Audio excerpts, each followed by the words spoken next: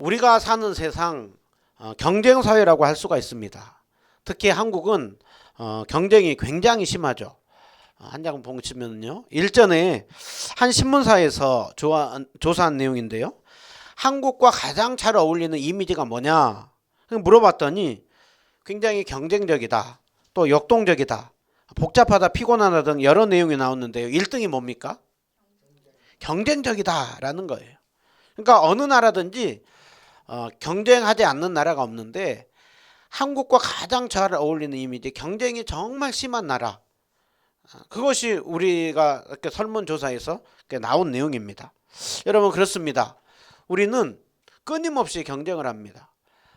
어린아이부터 어른까지, 또 아이들은 학교에서 경쟁을 하고, 또 우리 어른들은 직장에서 경쟁을 합니다.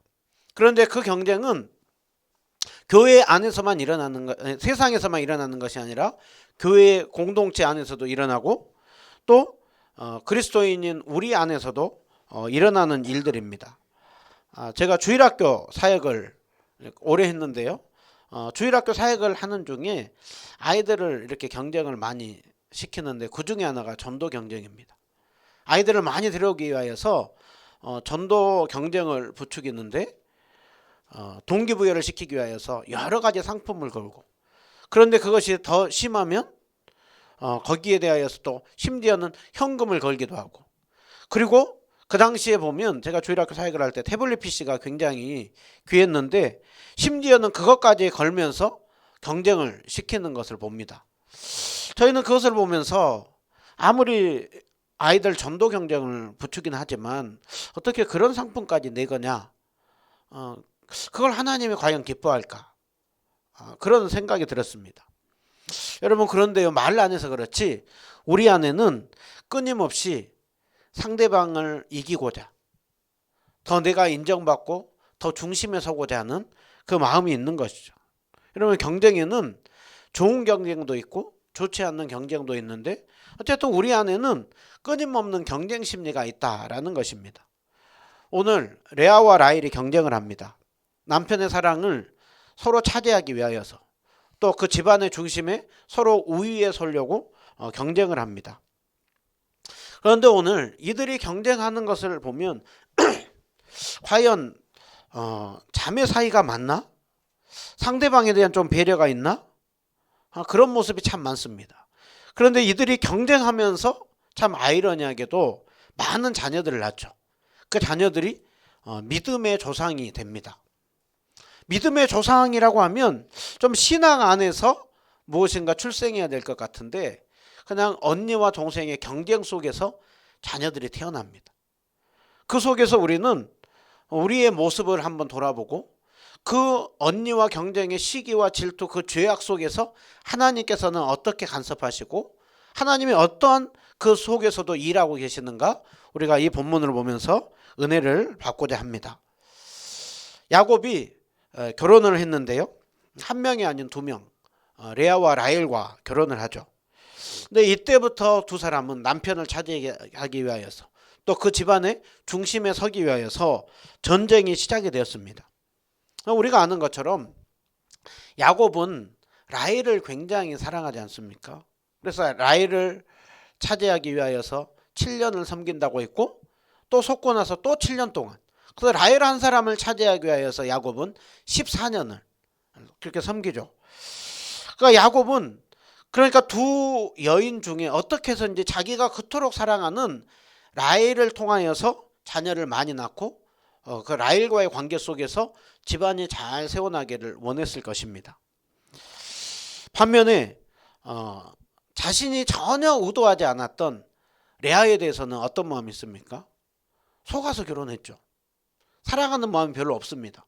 심지어는 미워하고 어떻게 한편으로는 원망하는 그런 마음이 드는 것이 레아에 대해서 듣는 마음인 것이죠. 여러분, 우리가 레아 입장에서 생각을 해보면 남편에게 사랑받지 못하고 외모적으로도 라헬보다 그렇게 매력적이지 않고, 그런 속에서 자신의 모습이 굉장히 위축이 되고 남편에게 사랑받지 못하는 그 애정 결핍도 있었을 것이고, 여러 모습 속에 굉장한 그 약함이 있었을 것입니다. 반면에 라헬은 어떻습니까? 라헬은 자신이 있죠. 자신을 위하여서 남편이 14년 동안이나 그렇게 섬기고, 그리고 남편이 늘 언니 레아가 아니라 자신과 늘 동침을 하죠. 그러니까 라헬은 자기를 통하여서 자식이 생기고 내 집안이 세워져 나갈 것이다, 그렇게 가졌을 것입니다. 그런데 오늘 우리가 읽은 성경을 보면 전혀 다른 상황이 펼쳐집니다. 레아는 아기를 많이 낳고요, 그렇게 자신이 쌓아는 라헬은 나중에 겨우 그렇게 애타하다가 나중에 2명의 자녀를 낳게 됩니다. 여러분, 레아가 어떻게 그렇게 남편에게 사랑받지 못하고 동침도 그렇게 많이 못하였는데 어떻게 언니는 자식이 많이 생기고 라헬은 그렇게 고생하다가 나중에 겨우 이렇게 2명의 자녀를 낳는가? 그 이유가 31절에 나옵니다. 29장 31절을 보시면 여호와께서 레아가 사랑받지 못함을 보시고 레아의 태를 열어주었지만 라헬은 자녀가 없었더라. 이 말은 하나님께서 라헬의 태는 열어주지 않았다라는 것이죠. 여러분, 우리는 여기서 무엇을 볼 수가 있습니까? 자녀 출산이라고 하는 것은 사람 뜻대로 되는 것이 아니라 철저히 생명을 낳는 일은 하나님의 주권에 달려있다라는 것이죠. 여러분, 고대에는 항상 자녀를 가지면 늘 아들 했죠. 늘 아들을 낳기를 원하는데 그렇게 또 딸들을 많이 낳는 그것을 봐요. 오늘날은 또 반대로 딸 하죠. 딸이 최고야. 그런데 또 이상하게 아들 낳는 집은 그 아들만 낳아요. 그래서 아들을 3명, 2명, 3명 낳으면 점점 그 메달이 안 좋은 메달. 그래서 나중에는 아들만 많이 낳는 거 목메달이라고 하는 그런 얘기가 있을 정도로 자녀 출산이라고 하는 거는 자연스럽게 당연히 되는 것이 아니라 하나님의 손에 달려있다라는 것이죠. 또 오늘 우리가 이것을 통하여서 보여주는 것이 무엇입니까? 하나님께서는 사람의 생각과 다르게 일하고 있다라는 거예요. 그렇게 자신 있어 하고 중심에 섰었던 라헬은 하나님이 태를 닫으시고 전혀 동침도 잘 하지 않고 미움을 받았던 그 레아는 하나님께서 사랑받지 못함을 보시고 불쌍히 여겨주셨다라고 하고 있죠.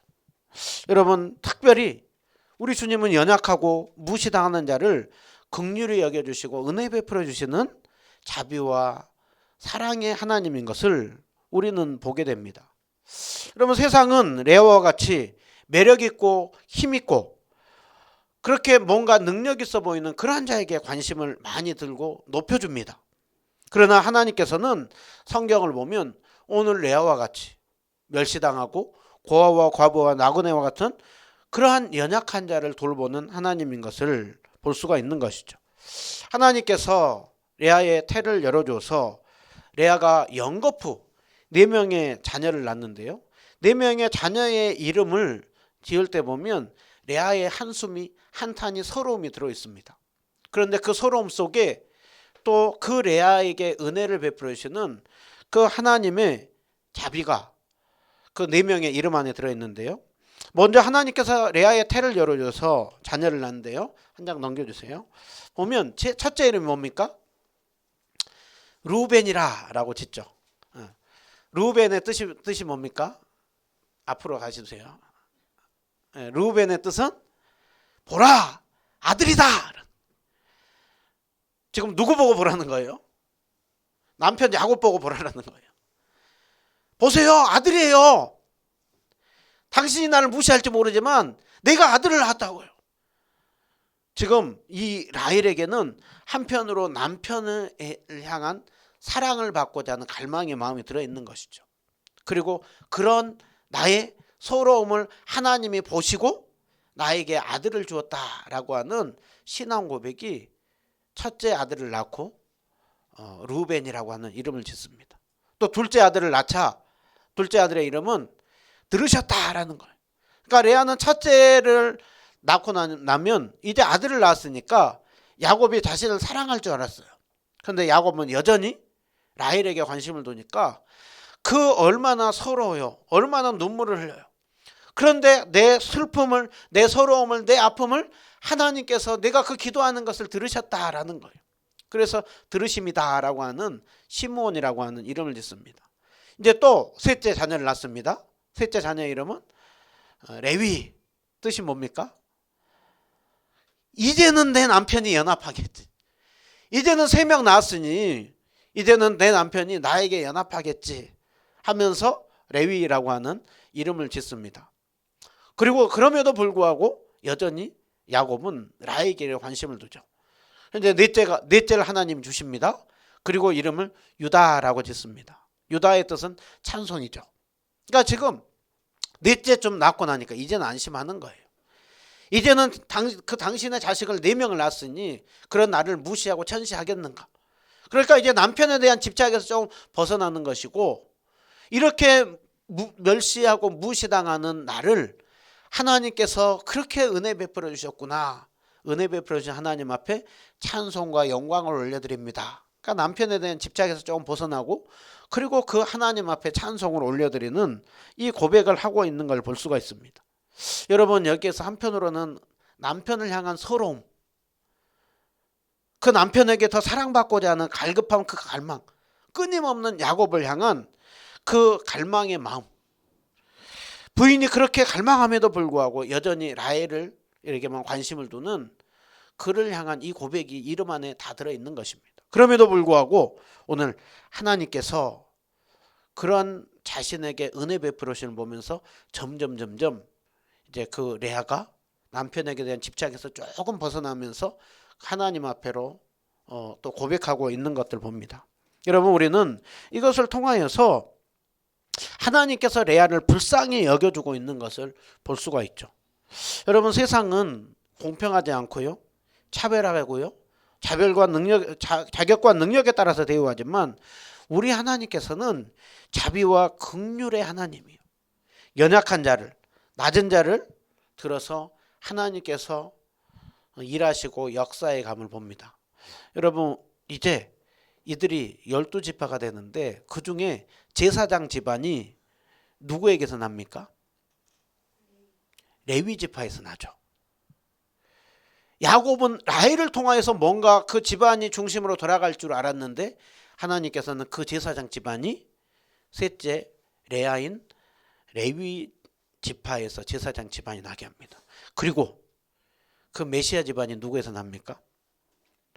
유다 지파에서 나죠. 유다 지파에서 다윗이 태어나고, 그리고 그 후손에서 예수 그리스도가 나오죠. 레아의 넷째 아들인 유다 지파에서 하나님의 구원 역사를 써나가는 그 메시아의 믿음의 조상이 여기에 태어나고 있는 것을 볼 수가 있습니다. 여러분, 오늘 우리가 이것을 통해서 무엇을 할 수가 있습니까? 연약한 자 속에서 일하시고, 낮은 자, 멸시당하는 자, 그러한 자를 통하여서 일하시는 주님을 보게 되죠. 사람의 생각과 다르게 일하시는 주님을 보게 되죠.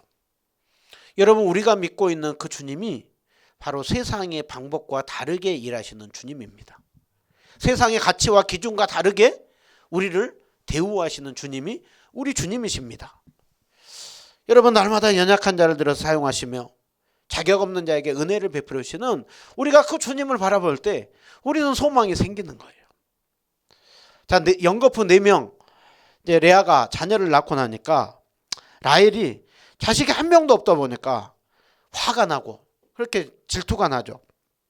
그래서 남편에게 사랑을 받아도 자녀가 이렇게 없다 보니까 시기와 질투가 나서, 그 시기와 질투가 날 수가 있는데, 문제는 어떤 어려움과 문제들이 있을 때 중요한 거는 그 과정 속에서 어떻게 행동하냐예요.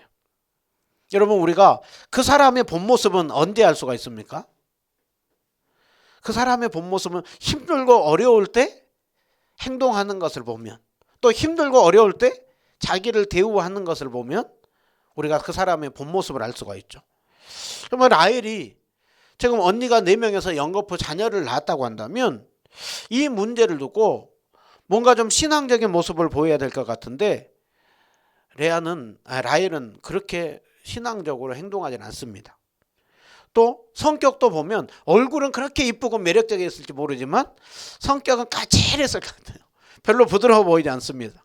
그래서 라헬이 30장 1절에 이렇게 얘기를 하죠. 야곱에게 자녀를 낳게 해라. 그렇게 안 하면 내가 죽겠다.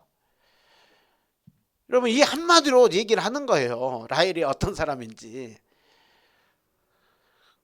그 시기가 나고 화가 나가지고 얘기할 수 있죠. 그러면 그렇게 자기가 사랑하면 야곱은 어떻게 해야 되겠습니까? 좀 잘 위로하고 해야 될 것 같은데 한 장 넘겨주시면 야곱이 성기를 내죠. 성기를 내면서 임신하지 못하게 하는 것이 하나님이, 내가 어떻게 자식을 낳게 하냐? 하나님이 자식을 낳게 하는데 내가 하나님을 대신할 수가 있겠느냐? 여러분, 성경에 보면 사무엘 1장에 보면 한나가 자녀가 없어서 그렇게 서럽죠. 서러울 때 한나는 하나님 앞에 울면서 오랫동안 기도했더라고요. 그리고 남편 엘가나는 그 한나를 잘 달래면서 열 아들보다 그래도 내가 낫지 않냐, 그래서 내가 당신 그렇게 사랑하지 않냐, 그렇게 잘 위로해요. 또 오늘 이 야곱의 아버지 이삭은 20년이 지나서 자녀를 낳을 때 그때 하나님 앞에 기도했다라고.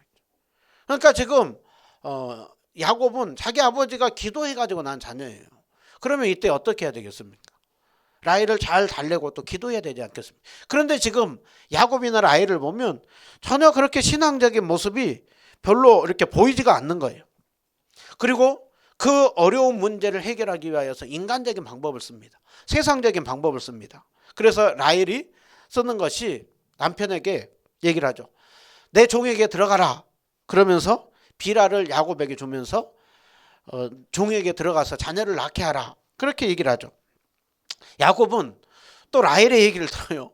그리고 그 여종 비라에게로 들어가요. 들어가서 이제 하나님이 또 자녀를 주는데요. 이름을 첫째로 뭐로 짓느냐면 단이라. 단의 뜻이 뭡니까? 하나님이 내 억울함을 풀어줬다라는 거예요. 내가 언니 때문에 그동안 서럽고 원통하고 원망이 많았는데 하나님이 내 억울함 풀어줬다라는. 또 자녀를 주니까 둘째 이름을 뭐로 짓습니까? 납달리라라고 하죠. 납달리라고 하는 것은 경쟁하다라는 거. 내가 언니와 크게 경쟁해서 이겼다라는 거예요. 지금 여기에 이 모습 속에 이름이 무시무시해요. 하나님이 내 억울함을 풀어주었고 내가 경쟁해서 언니한테 이겼고. 여러분, 이것이 라헬이에요. 그러면 그래도 아무래도 지금도 보면은 레아는 4명이잖아요. 자기가 직접 낳았죠. 라헬은 2명이고 또 종을 통해서 낳았잖아요. 그러면 그 언니 레아가 그만 또 이제 만족할 만도 한데 동생이 얼마 힘들었겠냐라고 좀 이해할 만도 한데 그런 거 없습니다. 그래? 네가 종을 통해서 나도 여종 있다 하면서 또 레아가 야곱에게 또 종을 줍니다. 실바에게로 들어가라. 그러고 하니까 야곱이 또 들어가요. 들어가가지고 자녀를 낳는데요. 자녀의 이름을 이제 가시라고 짓습니다. 복되다라는 거예요. 너무 복되고 좋다. 또 자녀를 줍니다. 자녀를 주니까 이제는 모든 여인들이 나에게 기쁘다고 하겠지 하면서 아셀이라고 하는 이름을 짓습니다. 여러분, 지금 레아와 라헬 이 두 사람이 지금 얼마나 경쟁을 합니까? 종들까지 끌어들이면서 치열하게 경쟁을 합니다. 여기에 하나님의 뜻 없습니다. 여기에 서로를 향한 긍휼 없습니다. 오직 그 원망과 미움과 시기와 다툼, 그것을 가지고 오직 서로를 이기겠다고 하는 그 마음만을 가지고 출산 경쟁을 하고 있습니다. 이들의 출산 경쟁이 얼마나 심했는지 한 가지 더 결정적으로 보여주는 사건이 있습니다. 한 가지를 넘겨주면, 이게 합한체라고 하는 건데요. 한국에 보면 아주 좋다고 하는 약초, 그게 뭡니까? 인삼, 산삼 보면 신봤다라고 하죠. 굉장히 귀하고 비싸죠. 이 합한체라고 하는 거는 그 이스라엘 땅에서 나는데요. 그렇게 흔하게 찾아지지가 않고, 그리고 그냥 풀이 아니라 굉장히 좋은 약초로, 심지어 그들이 이것을 먹으면 원기가 확 돋아지고, 그리고 임신하는 사람들도 이거 먹고 나면은 임신이 그렇게 잘 된다고 하는 그 합한체입니다. 그리고 이걸 먹으면 임신한다고 하는 그 미신까지 더해진 것이죠. 그런데 그 레아의 큰아들인 루벤이 들에 나갔다가 합한체를 얻어요. 이제 이 합한체를 가지고 이제 서로 막 언니와 동생이 싸웁니다. 합한체를 이제 레아가 가지고 있으니까 한 장 넘겨주세요. 자, 동생 라헬이 언니한테 합 한 채를 좀 나눠주라고. 그러니까 레아가 뭐라고 합니까? 야, 네가 내 남편까지 빼앗더니 이제는 합 한 채까지 빼앗으려고 하냐? 그러니까 라헬이 이 합 한 채 좀 주면 내가 오늘 밤에 내 남편을 당신에게 들어가게 하겠다고. 그러면서 합 한 채를 주고 당신 내 남편 팔겠다고. 그러니까 레아가 그 말을 들어요. 그리고서는 합 한 채를 라헬에게 주고 그리고서는 남편을 합 한 채 대신 샀다. 내가 오늘 밤 당신 샀으니까 오늘 밤 내게로 들어. 지금 뭐라고 있습니까? 예, 지금 사람을 가지고 흥정하고 있어. 값을 주고 팔듯이 물건을 주고 팔듯이 사람을 주고 팔아요. 여러분 이게 지금 어디에서 일어나고 있습니까? 오늘날에도 돈을 주고 사람을 주고 사람을 사고 또 여인을 사고 그렇게 하고 하죠. 지금 그것이 지금 언니와 동생 사이에서 이 믿음의 가정으로 택한다고 하는 이곳에서 값을 주고 파는 일이 일어나고 있어요. 자, 합 한 채를 라헬이 먹었습니다. 레아는 남편과 동침을 했습니다. 그런데 어떤 일이 벌어지느냐? 합 한 채를 먹었던 라헬은 아기가 또 안 생겨요. 합 한 채를 먹지 않고 남편과 동침한 레아는 또 아기를 낳아요. 여러분 어떻게 그런 일이 벌어집니까? 자녀를 낳고 믿음의 후손이 생기는 것은 인간적인 방법으로 사람의 뜻에 따라 되는 것이 아니라 하나님의 주권에 달려 있음을 지금 주님께서 역사하고 있는 것입니다. 그래서 지금 레아가 자식을 갖습니다. 레아가 자식을 갖고 이삭아리라. 이삭을 뜻이 뭐라고요? 값을 주고 샀다라는 거예요. 내가 값을 주고 자녀를 낳았다라는 거예요. 그리고 한 명 더 이제 이삭 또 레아가 자녀를 낳습니다. 스불론이라고 하는 이름을 짓습니다. 지금 레아는 자기 몸속에서 여섯 명 거함이라고 하는 뜻입니다. 그러니까 이제는 더 이상 남편이 딴 생각 안 하고 나하고 거하겠지. 그러면서 스불론이라고 하네요. 얼마나 서럽습니까? 얼마나 참 이 이름 안에 한이 서려 있습니까? 그리고 하나님께서 자녀를 한 명 더 줬는데 그 디나예요. 딸 디나를 줍니다. 이쯤 되면 라헬이 불쌍하죠. 자식이 11명 있는 동안 라헬은 자식 한 명이 없는 거예요. 그 야곱은 점점 나이가 들어가요. 이미 이제 야곱의 나이가 90이 됐을 때입니다. 거의 이제 14년 기한이 차는 90이 돼 갔을 때까지 라헬은 자녀가 없습니다. 그런 라헬에게 하나님께서 한 장 넘겨주시면 하나님께서 라헬도 불쌍히 여기사 태를 열어주셨다라고 하고 있죠. 그리고 하나님이 내 수치 내 부끄러움을 불쌍히 여겨주셔서 자식을 주었다. 그리고 하나님 더 주기를 원합니다. 더해주세요 하면서 요셉이라고 하는 이름을 짓습니다. 하나님께서 나중에 한 장 넘겨주세요. 보면 베냐민이라고 하는 오른손의 아들이라고 하는 이름을 주죠. 여러분 오늘 이 일을 통하여서 아들이 12명이 낳고 딸 1명이 이렇게 태어나죠. 여러분 이 이야기를 보면서 우리는 무엇을 볼 수가 있습니까?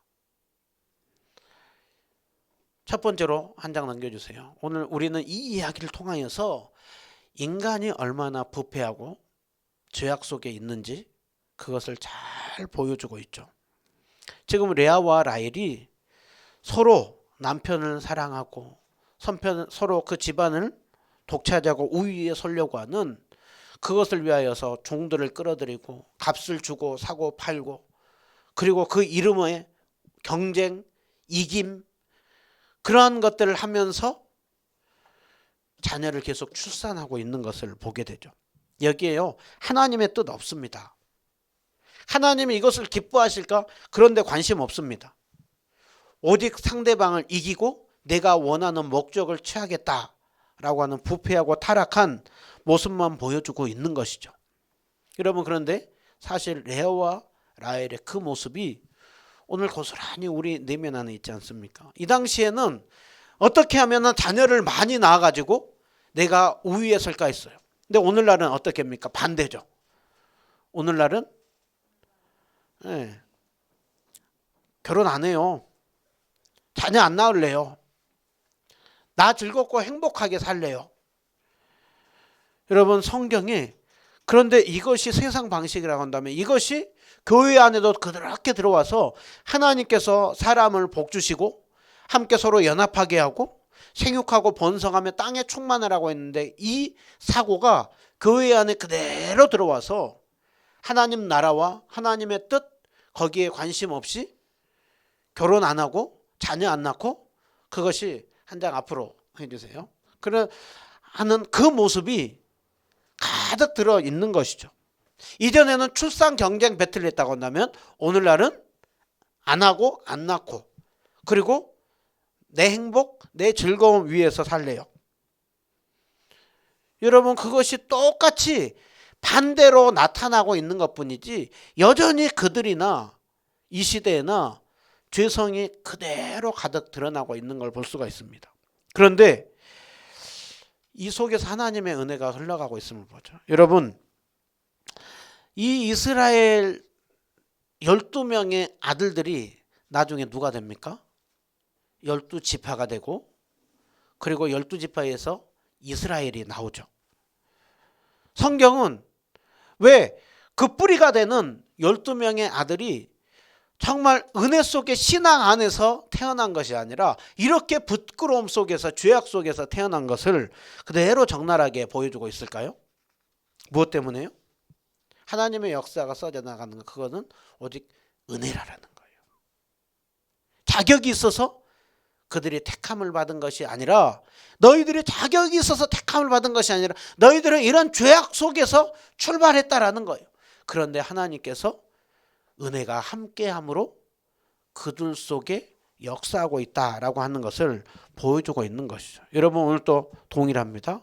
이 자리 가운데 우리가 은혜 하나님 앞에 자격이 있어서 서 있는 거 아니에요.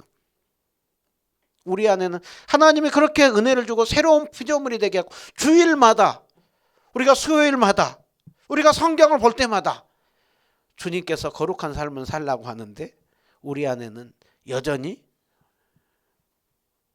내가 중심이 돼서 살아가죠. 그렇게 은혜 속에 나는 받으며 살아가는데 상대방을 향하여서는 굉장히 공의를 갖다 대죠. 그리고 정죄하고 비난하죠. 여러분 그러기에 우리 모두에게는 오늘 또 다 예수님이 필요해요. 우리 예수님은 어떻게 사셨습니까? 우리와 차원이 다른 삶을 사셨죠. 예수님은 경쟁하려 하지 않았고 예수님은 질투하지 않았고 예수님은 우위에 서려고 하지 않았고 예수님은 오히려 낮아지고 예수님은 섬기고 예수님은 세워주고 자신이 죽음으로 우리를 구원해 주셨죠. 이 시대에 부패하고 타락한 우리 모두에게는 예수님을 믿는 사람이나 믿지 않는 우리 모두에게는 그래서 날마다 예수님이 필요한 것입니다. 그래서 날마다 우리에게 복음이 필요한 것입니다. 복음은 믿지 않는 사람들에게만 해당이 되는 것이 아니라 끊임없이 죄성을 가지고 찾아오는 우리에게 날마다 예수 그리스도가 필요합니다. 사도 바울이 나는 날마다 죽노라 라고 하지 않았습니까? 여러분 신앙생활은 날마다 죽는 죄를 죽이고 날마다 자기를 부인하는 훈련. 그럼에도 불구하고 그런 죄 많은 우리에게 하나님의 은혜가 함께하기에 우리가 이 자리 가운데 있는 것입니다. 오늘 또 여기서 두 번째로 아주 중요하게 보여주고 있는 것은 하나님은 죄악 속에서도 구원 역사를 써나가는 일을 멈추지 않으신다라는 거예요. 여러분 이들은 얼마나 그 죄악된 모습 부끄럽잖아요. 이 모습. 우리가 이것을 보면서 여기서 무슨 하나님의 뜻을 봐요? 무슨 덕스러움을 봐요? 그런데 하나님은 이 속에서 구원 역사를 써나가고 계시죠.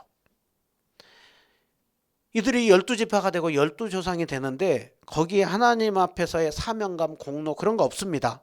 하나님의 뜻, 하나님의 나라에 대한 생각 그거 없습니다. 서로 오직 남편을 차지하겠다, 이기겠다라고 하는 그것만 있는데 죄 짓는 일만 하고 있는데 하나님은 그 속에서도 아이러니하게도 자녀들을 많이 낳게 하죠. 하나님께서 아브라함에게 언약하지 않았습니까? 내 자녀들을 하늘의 별처럼 바다의 모래처럼 많아지게 하겠다고 했는데 하나님께서 아브라함 한 사람을 택해서 이제 그 이삭 한 명에게로 넘어갔고 그리고서는 이제 야곱 때에 넘어가고 나니까 이제는 12명의 자녀가 출산을 하는 거예요. 하나님께서 이제 이들을 통하여서 하나님 나라를 세워가는 구원 역사를 써나가고 있는 것을 보게 되죠. 여기서 덕스러움 없어요. 그런데 하나님은 놀라운 지혜와 능력으로 하나님은 계속해서 구원 역사를 써나가고 있음을, 이 죄악 속에서도 여전히 하나님께서는 창세기 3장 15절에 범죄하고 타락한 인간을 구원하겠다고 하는 그 구원의 일이 이 속에서도 진행되고 있는 것을 보게 되죠. 여러분, 우리는 여기서 무엇을 볼 수가 있습니까? 아무리 타락해도, 아무리 인간이 악하고 교회가 아무리 너무나도 부족하고 더럽고 할지라도 어떤 방에서도 하나님의 구원 역사를 포기하는 일을 하나님은 멈추지 않고 써나간다라는 것을 보여주고 있습니다. 여러분, 이것이 더 확장판이 되는 것이 구약 역사예요. 구약 역사, 하나님이 이들을 12명, 12지파가 되게 하고 그 다음에 수많은 나라 중에 제사장 나라로, 거룩한 나라로 부르잖아요. 그런데 그 이스라엘 백성들이 늘 구약에서 하고 있는 건 뭡니까? 죄 짓는 일밖에 하는 게 없어요. 하나님은 그들을 버리지 않죠. 포기하지 않죠. 포로 땅에 돌아가게 하지만 하나님이 다시 돌아오게 해요. 그리고 성전문 닫아버리면 좋겠다 했지만 하나님께서는 또 그 12지파 중에 하나인 유다 지파 중에 바로 예수 그리스도가 나게 하죠. 그리고 그토록 인간들이 실패했던 그 구원 역사를 하나님께서는 독생자 아들 예수 그리스도를 주시고, 예수님이 우리의 모든 죄를, 우리의 모든 불순종을, 모든 죄악과 더러움을 위하여서 모든 죄를 다 짊어지고 십자가에 죽으시고 부활함을 통하여서 죄인인 우리가 구원의 은혜 가운데 참여하게 하죠. 여러분, 그 구속 역사를 지금 써나갑니다. 초대교회를 통하여서, 흩어진 믿음의 사람들을 통하여서 오늘까지 이 자리에 있는 우리에 이르기까지 구원 역사는 이스라엘 땅에서 시작한 구원 역사가 지금 온 열방 가운데 퍼져 있습니다. 여러분, 교회는요 단 한 번도 정말 깨끗하고 거룩한 적이 그렇게 없어요. 초대교회가 힘이 있어가지고 로마의 기독교가 그렇게 뻗어나간 거 아니에요. 중세시대 그렇게 타락하고 오물이 가득한 속에서도 하나님은 구원의 빛을, 복음의 역사를 멈추지 않고 종교개혁을 통하여서 은혜로 지금 2000년 역사가 초대교회부터 또 흘러오게 한 것입니다. 여러분, 이 시대에 교회를 보면서, 악한 죄인인 우리를 보면서 언제 땅끝까지 이르러 온 천하의 복음이 전파되고 구원의 완성이 있을까? 우리를 보면 실망스럽죠. 그러나 오늘 이 성경을 볼 때 인간은 죄를 짓지만 그럼에도 불구하고 하나님은 구원 역사를 써 나가셨습니다. 구약에서 구원 역사를 써 나가셨고 예수님 오시고 2000년 동안 주님은 구원 역사를 써 나가고 계십니다. 저는 이 찬송가, 우리 그 마지막에 할 찬양 있잖아요. 우리 눈에 보이지 않고 우리 귀에 들리지 않고 우리가 이해할 수 없을 때에도 여전히 하나님은 놀라운 지혜와 방법으로 일해 가신다. 라헬을 통해서 뭔가 역사가 써 나가야 될 것 같은데 하나님은 전혀 다른 방법으로 일해 가심을 보고, 뭔가 보면 이들이 거룩함 속에서 뭔가 믿음 안에서 뭔가 이루어져야 될 것 같은데 죄악 속에서, 그럼에도 불구하고 하나님은 구원 역사를 써 나가죠. 여러분, 주님은 그것을 포기하지 않습니다. 우리는 그러기에 주님의 일하심을 보면서 주님이 구원의 완성을 이룰 것을 바라보면서 우리는 안심하고 우리는 소망 중에 나갈 수가 있습니다. 한 가지 마지막으로 우리가 이것을 보면서, 레아와 라헬이 그렇게 죄를 지어도 하나님이 일하셨으니까 우리도 좀 그렇게 살자, 그게 아닙니다. 우리 속에 그런 모습이 많이 있지만 우리는 그 모습을 보면서 죄악을 돌이키고 회개하면서 그럼에도 불구하고 은혜 베푸는 주님 앞에서 다시 한번 거룩한 삶을 살기를 추구하고 주님의 뜻을 따라서 하나님 나라를 이루어가는 삶. 여러분, 하나님 나라는 하나님은 홀로 일하시지만 사람을 통하여서, 우리를 통하여서 일하십니다. 여러분, 그 주님 나라를 이루어가는 삶, 그것을 보면서 다시 한번 우리가 이 말씀을 보면서 우리는 소망을 가지고 살아갈 수가 있습니다. 여러분, 무시당하였던 레아, 낮은 자, 연약한 자를 통하여서 하나님께서 구원 역사를 써나가는 일에 사용했던 것처럼 하나님은 오늘도 연약한 우리를 통하여서 일하실 것입니다. 그 주님을 바라보면서 또 오늘도 우리의 삶을 비춰보고 죄악들을 회개하고 또 주님의 뜻을 따라서 하나님 나라를 세워가는 그 일에 쓰임받는 우리 모두 다 되시기를 주님의 이름으로 축원드립니다.